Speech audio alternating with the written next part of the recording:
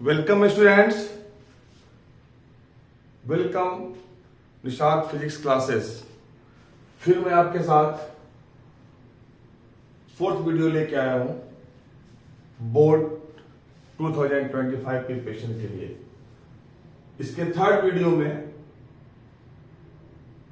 Nuclei का first video मैंने discuss किया था, जो बेसिक कंसेप्ट्स हैं और बहुत सारे जो टॉपिक्स हैं उसको मैंने छोटे छोटे टॉपिक्स को इलेक्ट्रॉन वोल्ट्स और mass defect, binding energy per nucleon हमने डिस्कस किया था। ये जो दो ग्राफ है बहुत ही इंपॉर्टेंट ग्राफ है। ये तो हर साल 2 साल पे छोड़ के आ जाता है, कभी लगातार भी आ जाता है। शायद इस बार सैंपल पेपर में भी है सीबीएसई के। इसको डिस्कस करेंगे। तो सबसे पहले हम न्यूक्लियर फोर्स को डिस्कस करेंगे।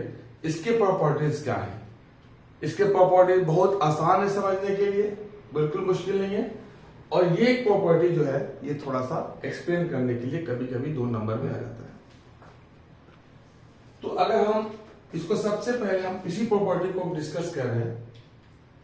सबसे पहले कि nuclear force is attractive in nature. Nuclear force is attractive in nature।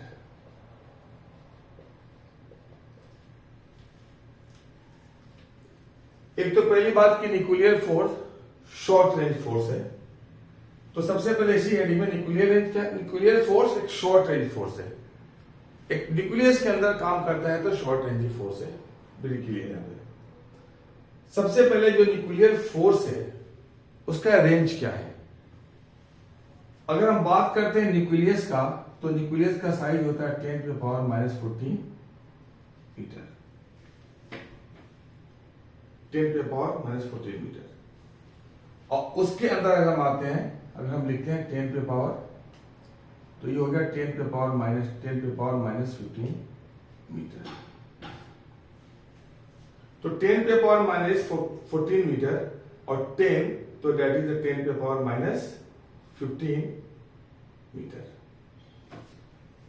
तो चीज बहुत ही क्लियर है कि यही रेंज है हमारा न्यूक्लियर फोर्स का, क्योंकि न्यूक्लियर फोर्स न्यूक्लियस के अंदर होगा और न्यूक्लियस का पूरा रेंज है वो 10⁻⁻14 मीटर और 10 × 10⁻⁻15 मीटर, जिसे हम कहते हैं 10 फर्मी। 10 फर्मी इसलिए कि 10⁻⁻15 मीटर हमारा होता है 1 Fermi.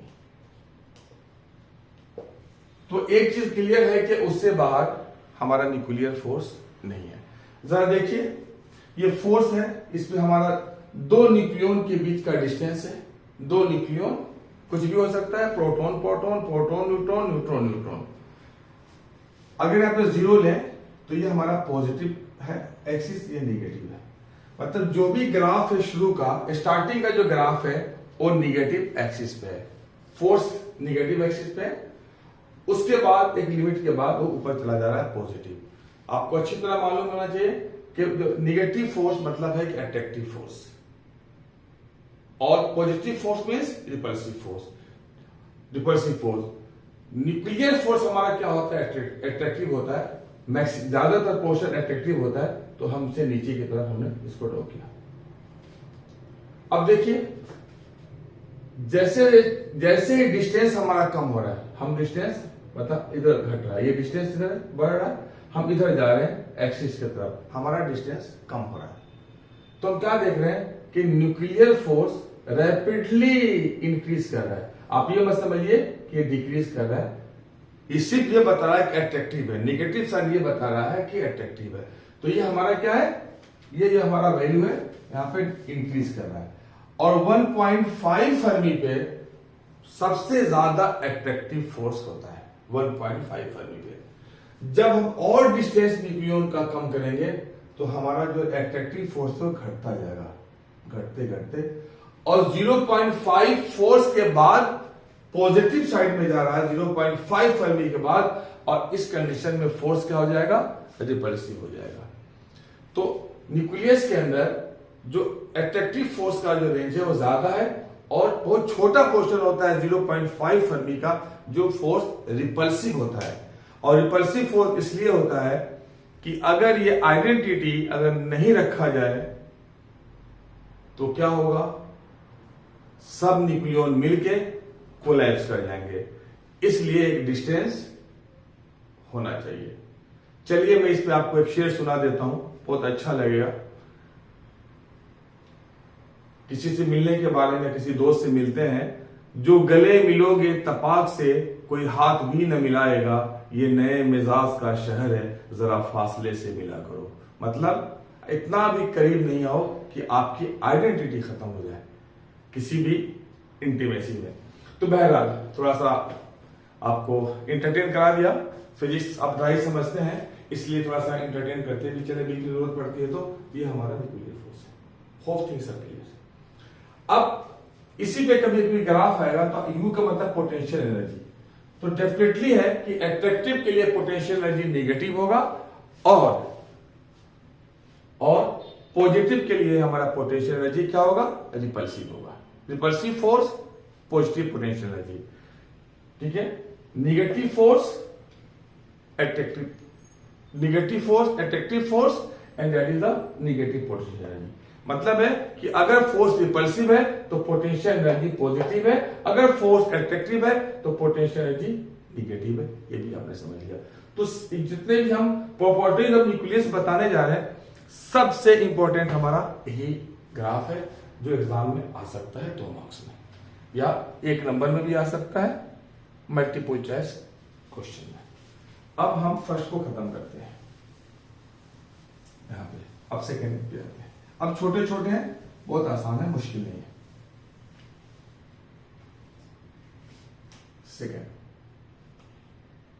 Okay, short range force. Short range force मैंने पहले पॉइंट में डिस्कस किया था लेकिन ऐसे पॉइंट नहीं किया था। शॉर्ट रेंज फोर्स मैक्सिमम कितना होगा, अप टू कितने दूर तक, अप टू 10 फर्मी, इतना तक काम करेगा। Third, charge independent force. Charge independent, charge independent force बहुत ही क्लियर है कि चार्ज पर डिपेंड नहीं करता है, चार्ज पर डिपेंड नहीं करता है। मींस अगर हमारा ये प्रोटॉन है, ये प्रोटॉन है, तब भी इसमें अट्रैक्शन होगा, अट्रैक्शन। अगर जबकि इलेक्ट्रोस्टैटिक्स में क्या होगा, रिपल्सन। लेकिन शॉर्ट रेंज फोर्स है 10 पे पावर माइनस 15 मीटर। अगर हम 10 फर्मी के अंदर, हमारा इलेक्ट्रोस्टैटिक फोर्स बेटा काम नहीं करता। अगर 10 पे power minus 15 metre and that is the 10 पे पावर माइनस 15 मीटर, अगर उससे ज्यादा हम लेंगे तब हमारा कौन सा फोर्स काम करेगा, रिपल्सिव। तो hope this things are clear. अब यार एट्रैक्टिव फोर्स, अगर P है और N है तब भी अट्रैक्शन, ठीक है ना। अगर N है और N है तब भी attraction, means charge independent force. तो तीसरा पॉइंट हो गया, चार्ज इंडिपेंडेंट फोर्स, चार्ज पर डिपेंड नहीं करता है, न्यूट्रल बॉडी को अट्रैक्ट करता है, पॉजिटिव को और पॉजिटिव न्यूट्रल बॉडी को। तो ये आप समझ गए होंगे।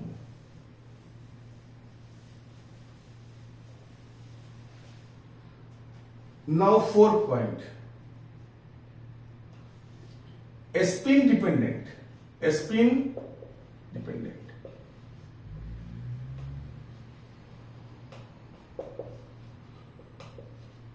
आपने देखा हो नेचर के कंस्ट्रक्शन में हेवनली बॉडीज हो, रिवॉल्व और स्पिन दोनों करती है। इसी तरह फंडामेंटल पार्टिकल्स में भी होता है, ये सब अपने स्पिन भी करते हैं। अगर सपोज करो कि हमारा एक कोई भी दो हमारे ये न्यूक्लियॉन्स हैं और ये दोनों एंटी क्लॉकवाइज कर रहे हैं, एंटी क्लॉकवाइज, दोनों एंटी क्लॉकवाइज स्पिन कर रहे हैं। इसे बोलते हैं पैरेलल स्पिन।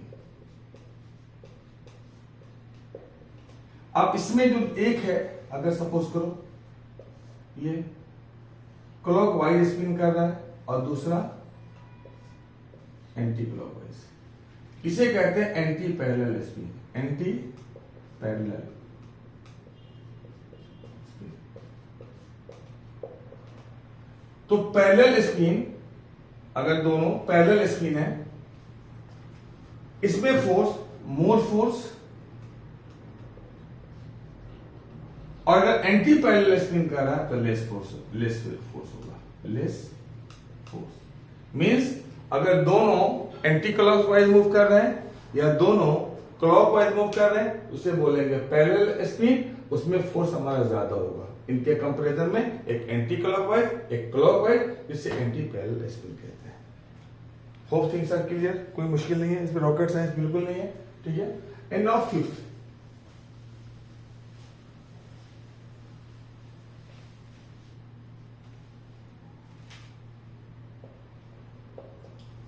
Saturated force.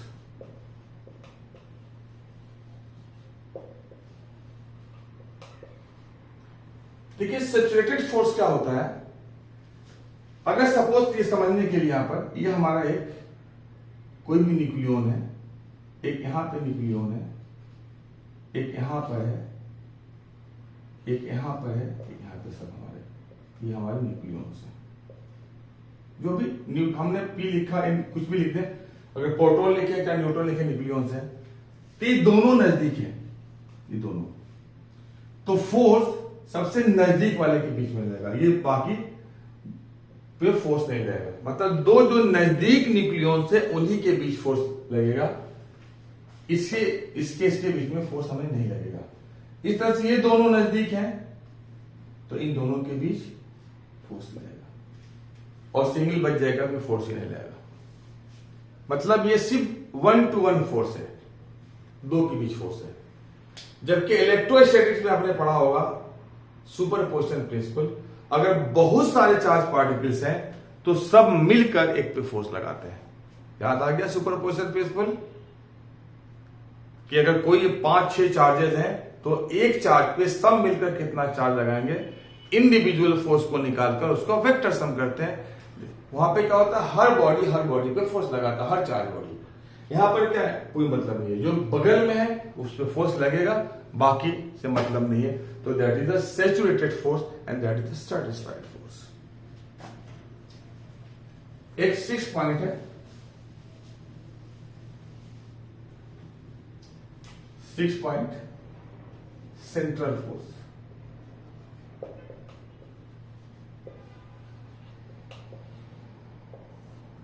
देखिए सेंट्रल फोर्स क्या होता है, मान लीजिए दो ऑब्जेक्ट है, ये दोनों ऑब्जेक्ट, ये इसका सेंटर है,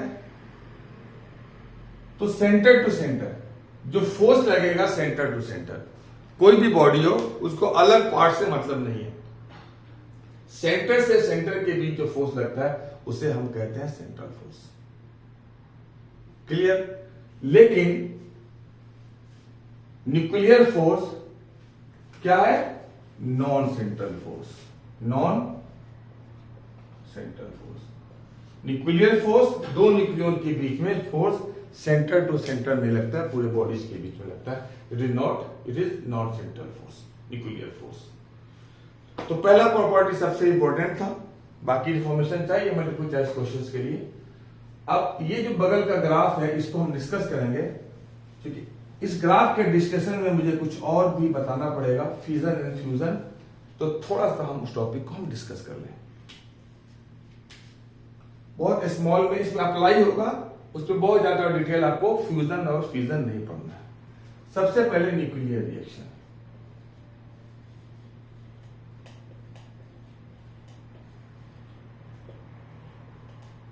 अब देखिए हमारा ये फ्यूजन है,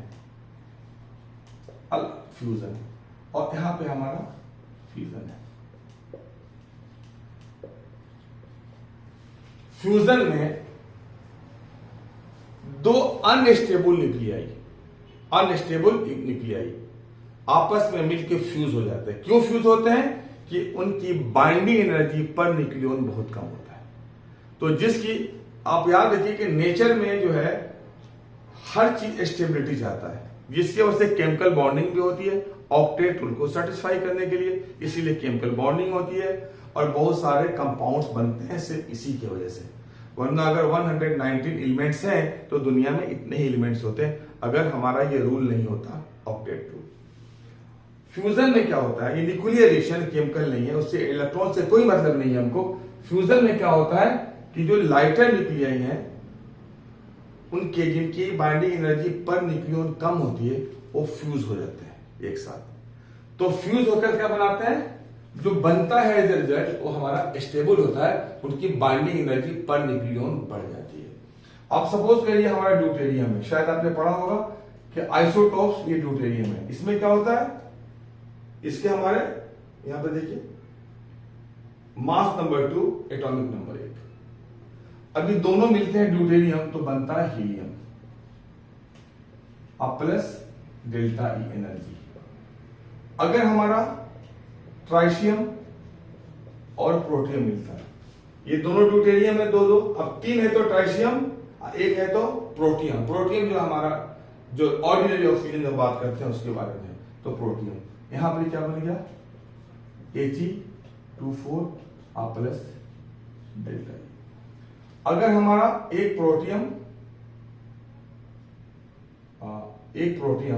और एक ड्यूटेरियम मिल गया, अब क्या होगा? हीलियम का बेटा आइसोटोप्स भी होता है तो 2 3 होगा हीलियम का आइसोटोप्स प्लस डेल्टा ई। अब अगर हमारा प्रोटियम अब मिल गया ट्राइटियम से तो यहां पर क्या होगा? एक ड्यूटेरियम। अगर ड्यूटेरियम और ट्राइटियम मिलेंगे 3 2 5, एक हमारा एक्स्ट्रा इलेक्ट्रॉन हो रहा है, तो ये क्या होगा? He2 plus delta E. अब जरा रिएक्शन को देखिए, ड्यूटेरियम मिला हीलियम बना, ट्राइशियम मिला प्रोटियम मिला हीलियम बना। यहां पर क्या है? प्रोटियम मिला ड्यूटेरियम मिला हीलियम का आइसोटोप मिला। और यहां पे क्या है? यहां पे ड्यूटेरियम एंड ट्राइटियम मिला तो 3 2 5 हो रहा है, या तो 4 हो गया, तो बदले में एक न्यूट्रॉन बन जाएगा अब प्लस डेल्टा ई। इसमें दो चीजें हैं, डेल्टा एनर्जी आया कहां से? तो जो हमारा जो लॉस मास है उसी से मिलता है, तो ये जो लॉस मास है E=mc² में कन्वर्ट होता है, वही हमको एनर्जी मिलती है न्यूक्लियर रिएक्शन में। तो जो लॉस मास है वो एनर्जी में कन्वर्ट होता है, ये हमको मिलता है E=mc²। अब एक और चीज है यहाँ पे, ठीक है, E=mc², लेकिन इस रिएक्शन के लिए जो टेम्परेचर चाहिए वो 10⁷ केल्विन इज रिक्वायर्ड। इतना टेम्परेचर हमको चाहिए जो अर्थ पे नहीं है नेचुरली, तो आर्टिफिशियली इसको क्रिएट करते हैं। ये आपको नहीं जानना है कि आर्टिफिशियली कैसे क्रिएट करते हैं। तो ये जो रिएक्शन है, ये रिएक्शन ये बगैर मतलब 10⁷ केल्विन के लिए स्टार्ट नहीं हो सकता, इसलिए फ्यूजन रिएक्शन को यहां लिख देता हूं, कंफ्यूज हो जाइएगा, 10⁷ kelvin. This is the reason it is known as thermonuclear reaction. अगर आता है कि थर्मोन्यूक्लियर रिएक्शन कौन सा होता है, आप सीधे बोलेंगे फ्यूजन। क्यों उसको थर्मोन्यूक्लियर बोलते हैं? इसलिए कि वो 10⁷ केल्विन पे स्टार्ट होता है और अर्थ पे नेचुरली नहीं होता, आर्टिफिशियली होता है। इसे बोलते हैं thermonuclear reaction. Thermo nuclear reaction. जो स्टेलर एनर्जी है, नो स्टेलर एनर्जी, स्टार्स की एनर्जी को बोलते हैं स्टेलर एनर्जी। वहां पे ऑलरेडी टेम्परेचर होता है 10⁷ केल्विन, इसलिए वहां पर न्यूक्लियर रिएक्शन नेचुरली स्टार्स में होता है, हमारे सन में हाइड्रोजन हीलियम में कन्वर्ट होता है। तो hope that is the fusion reaction is clear. Okay, होता क्या है कि जितने भी हैं सब की बाइंडिंग एनर्जी कम है, लेकिन जब हीलियम बनाते हैं तो देखिए हीलियम की बाइंडिंग एनर्जी हाइड्रोजन से बहुत ज्यादा है। ये हमारा that is the binding energy per nucleon.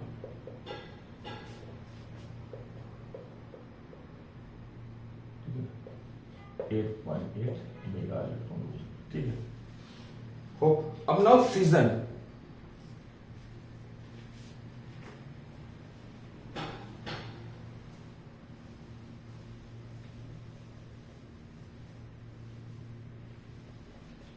जो लाइटर न्यूक्लियाई होते हैं वो तो होते ही हैं, लेकिन जो हेवी एलिमेंट होते हैं बहुत ज्यादा हेवी, जैसे यूरेनियम लिखा है हमने, यूरेनियम, ये भी बहुत ज्यादा अनस्टेबल होते हैं। तो इसमें क्या होता है कि अगर यूरेनियम को हम यूरेनियम 92 एंड 235 और न्यूट्रॉन से हम बम्बार्ड कर दें तो ये स्प्लिट करता है बेरियम 56 141 प्लस क्रिप्टन 36 92 अब प्लस 3 न्यूट्रॉन अब प्लस डेल्टा एनर्जी। एनर्जी इसका कमाल है। तो पहला जो बनाया था फ्यूजन रिएक्शन, ये इस पे क्या बेस करता है? Hydrogen bomb. इस पे क्या बना है? Hydrogen bomb. तो अभी तक इसका कंस्ट्रक्टिव यूज नहीं हो पाया, और ना अभी तक कभी भी इसको, जब भी है तो ह्यूमन डिस्ट्रक्शन के लिए अभी तक बनाया गया है हाइड्रोजन बॉम्ब। हाइड्रोजन बॉम्ब को, हाइड्रोजन मतलब यह कि फ्यूजन को हाइड्रोजन बॉम्ब से बनाया गया, और इसको अभी तक कंस्ट्रक्टिव यूज के लिए नहीं बनाया गया।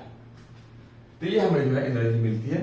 और जो अब क्या होता है, यूरेनियम अनस्टेबल है, अनस्टेबल, और ये टूट जाता है तो क्या बनता है? ये हमारा बेरियम स्टेबल है एंड ये क्रिप्टन भी हमारा स्टेबल है, और ये हमारा जो है एटम बॉम्ब में फ्यूजन होता है। जो नागासाकी हिरोशिमा पे ड्रॉप हुआ था एटम बॉम्ब, एटम बॉम्ब ये हमारा फ्यूजन रिएक्शन होता है,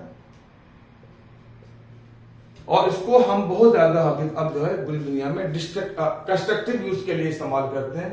वैसे बहुत सारे हमें देखिएगा मिलना, बहुत सारे जो एटॉमिक पावर प्लांट है जो इंडिया में बहुत सारे हैं, नरोरा है, ट्रॉम्बे है, तो बहुत सारे न्यूक्लियर पावर प्लांट है, लेकिन बहुत डेंजरस होते हैं। कभी कभी रिएक्शन बहुत खतरनाक हो जाता है, कंट्रोल नहीं होता है। तो यूएस में होता, एक बार रिएक्शन हुआ था खतरनाक, चेरनोबिल में 1987 में हुआ था। तो ये सब बहुत चीजें होती हैं। तो इतना ही पढ़ना है हमें फ्यूजन रिएक्शन में, uncontrolled chain reaction and controlled chain reaction, it is not in the syllabus, इसलिए हम नहीं पढ़ा रहे हैं, आपको नहीं बता रहे। अब मेन हम टॉपिक की बात बेटा बाइंडिंग एनर्जी कर्व, आप अच्छे तरह से समझिए, इसीलिए binding energy curve.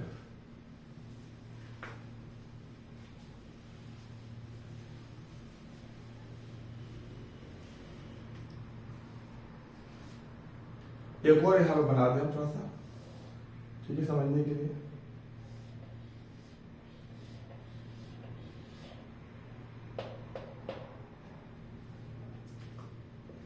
Helium, beryllium, carbon, oxygen and neon, ये हमारे कार्बन, ऑक्सीजन है। यहाँ पे 4 है, 4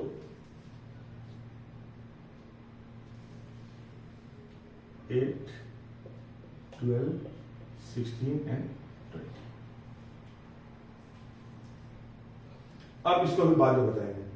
अब जरा देखिए, इसमें सबसे पहला पॉइंट क्या है कि जब बाइंडिंग एनर्जी कर्व की बात कर रहे हैं तो जो हाइड्रोजन है सबसे इसकी बाइंडिंग एनर्जी कम है। पर समझ लीजिए, एग्जाम में देखिए ऐसा कुछ ड्रॉ करने के लिए नहीं आएगा, मुझे चांस ये लग रहा है, या तो एक ऐसे ही ग्राफ बना के दे देंगे और 2 पॉइंट पूछ लेंगे, और ज्यादा पॉसिबल है कि इसको केस स्टडी में पूछ दें, या 3 नंबर से कम आना चाहिए। तो आपको ग्राफ पे ज्यादा ध्यान नहीं देना, बस थोड़ा बहुत helium, beryllium, carbon, oxygen, neon ये याद करना, थोड़ा पॉइंट्स बता देंगे हो जाएगा। क्योंकि मालूम है एग्जामिनर को, मैं तो बहुत लंबी टाइम तक कोविशील्ड किया हूँ, तो पता होता है कि बस या बुक नहीं है, इंसाइक्लोपीडिया नहीं, ऑल पॉइंट्स आपको याद हो, बस समझा सके एग्जामिनर को कि क्या होता है और क्या कॉज होता है फ्यूजन और फिजन का बेटा। ओके, अब देखिए यहाँ पर हाइड्रोजन की कितनी कम एनर्जी है, इस पे हम क्या ग्राफ में क्या बना रहे हैं, बाइंडिंग एनर्जी पर न्यूक्लियन, ये हमारा ग्राफ है, बाइंडिंग एनर्जी पर न्यूक्लियन। उसके बाद शार्ट एक ही बार आ जा रहा है हीलियम, ये बाकी छोटे छोटे एलिमेंट डाउन पे उसको हम नहीं शो कर रहे हैं। तो 0 से लेके 20 तक ये नियोन 20 है, ठीक है ना, ये हम 40 यहां बना देते हैं, एग्जैक्ट ग्राफ नहीं है। तो 0 से लेकर 20 तक ये हमारे अनस्टेबल रीजन है, 0 to। इसी एरिया में फ्यूजन होता है। होता क्या है कि लेकिन इस अनस्टेबल रीजन लो बाइंडिंग एनर्जी एरिया 1 से लेकर 20 तक, तो 0 तो होगा ही नहीं, 1 से लेकर 20 तक हम कुछ देख रहे हैं कि इसमें शार्प रिकरेंस दिखा रहा है, recurrence helium, beryllium, carbon, oxygen, neon. ये वो रीजन है उस लो बाइंडिंग एनर्जी में जिनकी बाइंडिंग एनर्जी ज्यादा होती है। मैं आदत है मैं एग्जांपल देके समझाना। एक एग्जांपल आपको देता हूं कि आप देखेंगे कि जब आमतौर पर लोग समझता है कि गांव की इकोनॉमी कम होती है, बहुत खपड़े की घर, लकड़ी के और कॉटेज वगैरह बने होते हैं बांस उसके, लेकिन उसी में 2, 3, 4 अमीरों के घर होते हैं। दूर से दिखता है शानदार बिल्डिंग। बस वही समझिए कि ये 0 से लेकर 20 तक ये उन लोगों का रीजन है जहां पे मतलब बाइंडिंग एनर्जी बहुत ही पर न्यूक्लियन कम है। उसी में थोड़े बहुत रईस है ज्यादा, helium, beryllium, carbon, oxygen, neon, जिनकी बाइंडिंग एनर्जी बहुत ही ज्यादा होती है। तो क्लियर टू एवरीवन, ठीक है। अब अगर हम 40 से ऊपर जाएं, 40 से लेके हम इधर कहीं भी 120 तक, तो ये हमारा वो एरिया है, ये यहां पे 40 से लेके 120 तक जो बहुत ही स्टेबल एरिया है, इनकी स्टेबिलिटी बहुत ज्यादा होती है, बाइंडिंग एनर्जी पर न्यूक्लियन बहुत ज्यादा होती है। और उसी में हमारा है आयरन, जिसकी बाइंडिंग एनर्जी होती है फेरस की 8.8 मेगा इलेक्ट्रॉन वोल्ट, ये सबसे ज्यादा। तो ये जो एरिया है यहां से यहां तक ये देख रहे हैं सब, ये यहां पे कोई भी रिएक्शन नहीं होता है। इसी द स्टेबल रीजन, ये क्या हमारा, ये हमारा जो है स्टेबल, इनकी बाइंडिंग एनर्जी पर न्यूक्लियन बहुत ज्यादा होती है। उसके बाद बाइंडिंग एनर्जी पर न्यूक्लियन घटता है और यहां पे यूरेनियम का हो जाता है 238, 92, 238। जब यूरेनियम को ये भी फॉर्मूला होता है 92, 235 भी होता है, ठीक है। तो इस तरह से अब क्या रीजन है, यहां पर लो बाइंडिंग एनर्जी है तो फ्यूज होकर अपनी स्टेबिलिटी बनाते हैं, और यहां पे यूरेनियम टूटकर बेरियम और क्रिप्टन में अपनी स्टेबल एलिमेंट्स बनाता है और स्टेबिलिटी होती है। तो ये हमारा है बाइंडिंग एनर्जी पर न्यूक्लियन। और जब भी अलग से दिखाना है तो इसी को अलग से मतलब दिखा दीजिएगा कि there is low helium, beryllium, carbon, oxygen, neon. इस तरह से भी आप दिखा सकते हैं, इसमें कोई मुश्किल नहीं। एक बहुत शानदार क्वेश्चन, ठीक है, आपको बता दें कि वाई यूरेनियम 235 मोस्ट फिजाइल, या आप कह सकते हैं कि फ्यूजन का कॉज क्या होता है। आप समझिए क्यों फ्यूजन होता है, ऐसा क्या होता है कि फ्यूजन हो जाता है, हमारे एलिमेंट्स के न्यूक्लियस टूट जाते हैं।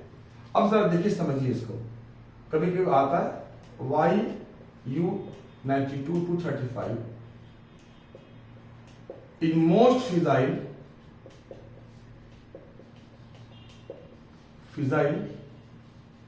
एलिमेंट।